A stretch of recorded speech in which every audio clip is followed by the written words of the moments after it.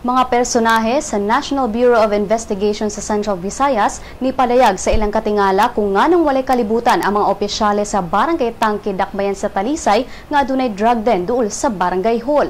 Kagahapon sa buntag, 24 ka mga lalaki ang nasikop sa usa ka buy-bust operation sulod sa usa ka gi-abandonang balay sa Sitio Galaxy.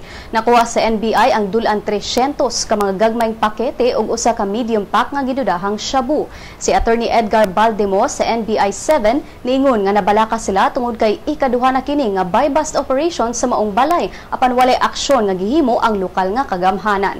Samtang sa habig ni Barangay Captain Perla Cabanes, matud niya nga wala sila nagkulang sa pagpahimangno apan mo padayon gihapon og palit ang mga tao. Gilimod sab niya nga adunay mga opisyal nga nagprotektar sa ilegal nga mga kalihukan. Kay dumang ni atong Oktubre, 11 ka mga tao ang nasikop sa susamang balay diin 243 ka mga pakete sa shabu ang nakumpiskal.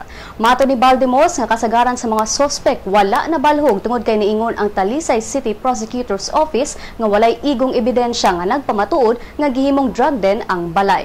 Nang hinaot ang NBI nga pinaagi sa drug raid kagahapon, makumbinser na ang Prosecutor's Office ug makasuhan na sab ang mga sospek.